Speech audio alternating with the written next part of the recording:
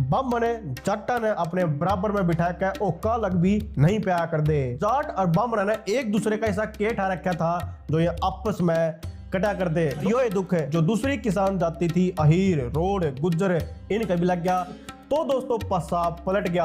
बम ने दौरा तो जमीन कम होया कर दी, लेकिन बनिए तो जमीन रखा ही नहीं कर दे। लेकिन जाटा दौरा बहुत जमीन थी इनकी। तो हरियाणा के जाट भी सोचने लगे कि हरियाणा हमारा है और हम इसके मुख्यमंत्री बनेंगे, हम इसमें रूल करेंगे। सारे जाट ने सोचा है मना मुख्यमंत्री बनना चाहिए, मैं इस तो बढ़िया हूँ, मना मुख्यमंत्री बनना चाहिए, मैं तो इस बढ़िया हूँ। और इसके बाद नाम चुना गया किसे जाट नेता का जो शर्मिले स्वभाव का था, कम बोला करदा और जो दिखण वाइज में जाट कम बढ़िया गणा लाग्या करदा।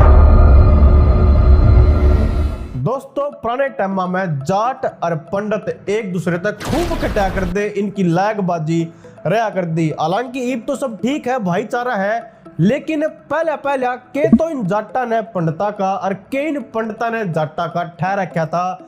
आज आपने एक राजनीतिक किस्से के जब हरियाणा का पहला मुख्यमंत्री एक पंडित बन गया था तो जाटा ने और बामणा ने के गुल खिलाए थे, इसमें पिरो के बतावेंगे। बामण जो आगे शहर तो दरसा जाटा की 1 नवंबर 1966 ने जब अपना हरियाणा बना तो जो 62 विधायक हरियाणा के बांडे में आए थे उनमें बहुमत था कांग्रेस का और कांग्रेस ने बनाई अपनी अंतरिम सरकार। तो पहला सीएम बना हरियाणा का पंडित भगवत दयाल शर्मा। हालांकि कांग्रेस दौरा भगवत दयाल शर्मा जी थे ज्यादा फेमस और सीनियर लीडर थे जोकर चौधरी रणबीर सिंह हुड्डा जी के पिता, राव वीरेंद्र सिंह चौधरी, अर्धवारी लाल चौधरी, सूरजमल। भगवत दयाल शर्मा जी ने तो कोई हरियाणा में जाना ही कौन था। इनकी पिछाड़ तो पहली बार साल 1962 में प्रताप सिंह कैरो ने प्रोफेसर शेर सिंह को हराते भगवत दयाल शर्मा को इनके खिलाफ खड़ा कराया था कि किसी भी तरीके से साम दाम दंड भेद लाकर प्रोफेसर शेर सिंह ने चुनाव में हराओ। जब लोग भगवत दयाल शर्मा ने जानने लगे थे तो जुकरे साल 1962 में नए नए लीडर बने भगवत दयाल शर्मा जी को कांग्रेस ने बस 4 साल पछे साल 1966 में मुख्यमंत्री का ताज पहरा दिया। यह बात वह नेता जिन्हें कांग्रेस को अपना समय, धन, जिंदगी दे दी थी, इनमें तभी खासकर जाट नेता उन नया बात बहुत बुरी लगी और यो विश्वास हो गया सबका कि कांग्रेस पार्टी किसान जाति जो खेती करे है उनकी है ही नहीं, या तो बमन और बनिया की पार्टी है। और यो दुख है एक पंडित के मुख्यमंत्री बनने का जो दूसरी किसान जाति थी अहीर, रोड, गुज्जर, इनका भी लग गया। खासकर राव वीरेंद्र सिंह ये पंजाब की सरकार में भी मंत्री थे, संयुक्त पंजाब की सरकार में। इन्हें बड़ी उम्मीद थी कि कांग्रेस हाईकमान इन्हें हरियाणा का पहला सीएम बनावेगी, पर इनकी भी सारी उम्मीद टूट गई। भगवत दयाल शर्मा जी के सीएम बनते जाट वर्सेस बमन का जो सेंटीमेंट था ये बहुत जोर पकड़ गया था। और इससे पहले इतनी उफान पे बात आई थी चौधरी छोटू राम और पंडित श्री राम शर्मा के टाइम पे, जब छोटू राम ने जितनी भी किसान जाति थी जाट, अहीर, रोड, गुज्जर, ये सारे के सारे कांग्रेस के खिलाफ खड़े कर दिए थे।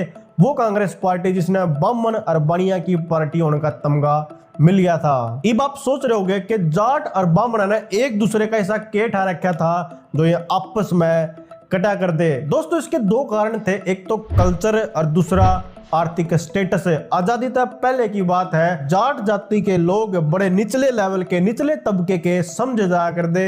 ईब तो जाट चाहे अपने किसी लेवल पर मानते हो या किसी लेवल पे जा लियो, यह बात हम अपने बड़े बूढ़े से पूछ लियो, बम ने जाटा ने अपने बराबर में बिठा के ओका लग भी नहीं पाया कर दे। आर्थिक स्टेटस की बात करें तो भाई जाटों को एक मजदूर लेबर क्लास है जो खेता में काम करे और साहूकारा पे पीछे लेकर अपना गुजारा चलावे हैं, इस लेवल का समझा जाया करदा। और दोस्तों पुराने टाइम में गांव में पीछे किस दौर आया कर दे, बनिया दौर है। गांव का सबसे अमीर आदमी कौन आया करदा, एक बनिया। तो एक बनिए की उधारी पे अपनी सारी जिंदगी काटन आला यो स्टेटस एक जाट का होया करदा। और तो छोटू राम ने इन जाटा की जमीन साहूकारा के चुंगल तक छुटवाई, जब जाकर थोड़े जाट उभरे थे। आगे चल कर जब आजादी मिली तो भारत सरकार ने भी खेती के आधुनिकीकरण पर जोर देना शुरू किया। तो जितनी भी किसान जाति थी इन सबका स्टेटस ऊपर उभर कर आने लग गया। और फिर आर्य समाज ने भी इनके भीतर बराबरी की जो भावना आया करे, नहीं तो अपने आप ने नीचे समझा कर दे, बराबरी की भावना आर्य समाज इनके भीतर लेकर आया। देश में उद्योग धंधे लग गए, जमीना की कीमत बढ़ी, तो दोस्तों पासा पलट गया। बामना दौरा तो जमीन कम होया कर दी, लेकिन बानिया तो जमीन रखा ही नहीं कर दे। लेकिन जाटा दौरा बहुत जमीन थी, इनकी जमीन की कीमत बढ़ गई, इन दौरा बेशुमार पैसे आने शुरू हो गए। हालांकि सारे जाट अमीर नहीं हुए, लेकिन जिन दौरा घनी जमीन थी वह तो अपने आप ने पीछे आले मानने लगे। यारे तो हरियाणा के जाटा में वाह भावना पनपी जो पंजाब के जट सिखा में थी कि पंजाब हमारा है, हम पंजाब में रूल करेंगे। तो हरियाणा के जाट भी सोचने लगे कि हरियाणा हमारा है और हम इसके मुख्यमंत्री बनेंगे, हम इस पर रूल करेंगे। आप इसका ताजा उदाहरण देख सको, जब बीजेपी ने खट्टर साहब को सीएम बनाया तो कितनी न्यूज बनी थी कि नॉन जाट को सीएम बना दिया, नॉन जाट को सीएम बना दिया। हरियाणा को कोई ऐसा मुख्यमंत्री मिलने वाला है जो जाट नहीं है। Haryana, the state gets its first non-Jat chief minister in 8. चलो अपने मुद्दे पे उल्टे हुए। साल 1966 में जब जाट नेताओं ने देखा कि भाई मुख्यमंत्री की कुर्सी तो हाथा में तिसल कर चली गई शर्मा कहना, तो भाई जाट नेता बाट देखने लगे, वार करने की घायल शेर की डाला। और वो मौका भी बहुत तोड़ा आया जब हरियाणा में पहले इलेक्शन हुए साल 1967 में। जाट वर्सेस बामन का मुद्दा खूब उछला, जितने भी नॉन कांग्रेसी जाट थे वह जितवाने की पूरी कोशिश करी गई और कांग्रेस में भी जो जाट थे वह एमएलए बहुत भारी संख्या में जीत के आए। कांग्रेस इस चुनाव में जीत गई, बहुमत मिला कांग्रेस ने। तो इस बार सब उम्मीद होगी कि भाई कांग्रेस हाईकमान एक जाट नए सीएम बनावेगी, लेकिन भाई कांग्रेस ने अटका फिर पंडित भगवत दयाल शर्मा जी को हरियाणा के सीएम का ताज परा दिया। यह बात जाटा पे सहन नहीं हुई कि भाई बहुत हो गया और कुछ महीने भीतर कांग्रेस की सरकार में एक बहुत बड़ा विद्रोह होया और पंडित भगवत दयाल शर्मा जी की सरकार गिर गई। इब सरकार तो जाटा ने गिरा दी, रोड गुजर और अहिरा गेल मिलकर। लेकिन जब सरकार गिर गई तो अगला मुख्यमंत्री कौन बना न्यू इन पर डिसाइड ही नहीं होया। सारे जाट न्यू सोचता है मना मुख्यमंत्री बनना चाहिए, मैं इस तरह बढ़िया हूँ, मना मुख्यमंत्री बनना चाहिए, मैं तो इस तरह बढ़िया हूँ। और कोई भी जाट इतना पैसे वाला भी नहीं था कि सब ने काबू में करके मुख्यमंत्री बन जाए। गणिये गमा गमी पाचा जो एक सबसे अमीर एमएलए था उस टाइम का, जिसका संबंध रॉयल परिवार से था, राव तुलाराम जी के पोते राव वीरेंद्र सिंह जी को हरियाणा की सरकार का सीएम बनाया गया। स्पीकर बना चौधरी छोटू राम का भतीजा एक जाट नेता श्रीचंद। आगे जब कैबिनेट बनने लगी तो भी जाट नेताओं ने खूब रोड़ा कराया, सब ने सोचा कर दे मेरी वजह से विद्रोह होया, अरे कांग्रेस की सरकार गिरी थी तो मैं तो मंत्री पक्का बनना चाहिए।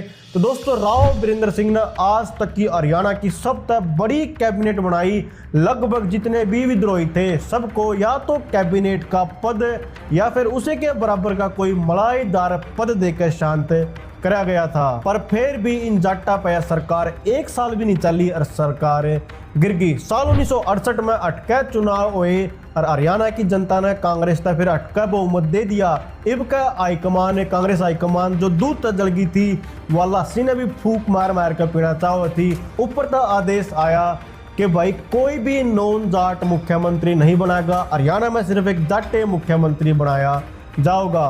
पर कांग्रेस के इस फैसले पर भी जाट वर्सेस बामन हो गया, क्योंकि आप एक बामन ने अटैक है जाट मुख्यमंत्री बनाने की प्लानिंग कर रहे हो। भगवत दयाल शर्मा जी ने क्यों कर अपनी कुर्सी एक जाट नेता से छोड़ी थी, यह भी एक बड़ी दिलचस्प कहानी है। कांग्रेस ने इस काम थी एक बड़े चतुर नेता हेमवती नंदन बहुगुणा।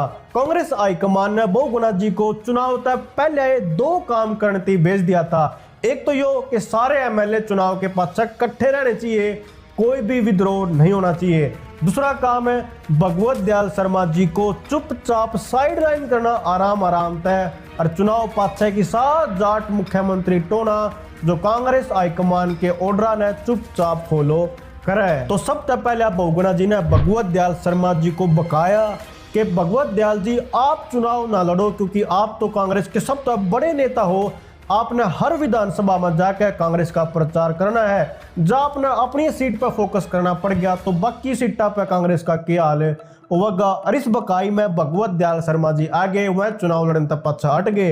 वो सोचने लगे कि मैं तो बहुत बड़ा नेता हो गया कांग्रेस का, मैंने तो हरियाणा के कोने कोने में जाकर प्रचार करना है, जनता मेरे पास जयकार के नारे लगाओगी और मैं अपने दम पे कांग्रेस ने चुनाव जितवा के अटके फिर तीसरी बार मुख्यमंत्री बनूंगा। जब साल 1968 के चुनाव के नतीजे आए, कांग्रेस पार्टी बहुमत में पहुंच गई।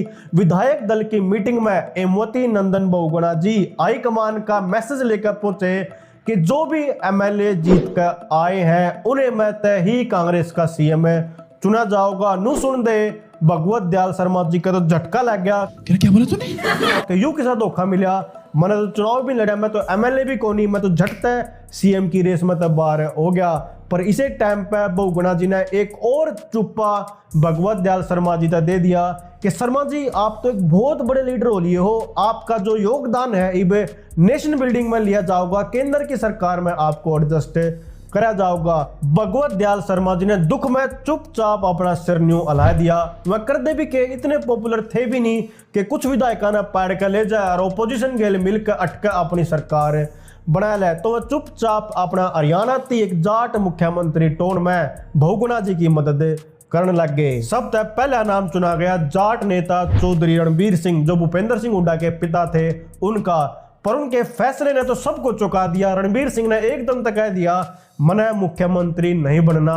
जब उनका सवाल कराया गया जी क्यों नहीं बनना, तो उन्होंने कहा कि मैंने 1967 में या गंदी राजनीति देखी भी तरता है, जड़ा एमएलए टूटे हैं, बिका है, आवा है, जावा है और आया राम गया राम वाली गंदी राजनीति मेरे बस की है नहीं। मेरी राजनीति आज तक साफ सुथरी रही है और आगे भी मैं इसने साफ सुथरी रखना चाहूं। इसके बाद नाम चुना गया कि इसे जाट नेता का जो शर्मिले स्वभाव का था, कम बोलिया करदा और जो दिखण वाइज में जाट कम बनिया गणा लाग्या करदा, बागड़ के जाट चौधरी बंसीलाल। भाई मैं ठेठ बागड़ का आदमी। यह बात अलग है कि शांत स्वभाव वाले बंसीलाल बाद में एक बहुत कड़क लीडर बनकर उभरे थे। यह जितनी भी बात दोस्तों आपने बताई है मेरी नहीं बल्कि इस किताब power politics in Haryana by Bhim Singh Dahiya द्वारा लिखी गई है। आपने जो न्यू जानना है कि बंसीलाल किसे कड़क नेता थे, उनके किस्से आप इस वीडियो में देख सको हो। ये थी अपनी वीडियो बामन वर्सेस जाटा की जो पुरानी लैगबाजी थी उसके ऊपर एक छोटा किस्सा राजनीतिक माला में पिरो कर आपने बताया था। आपने वीडियो किसी लगी कमेंट करके जरूर बताइयो। सबका राम राम।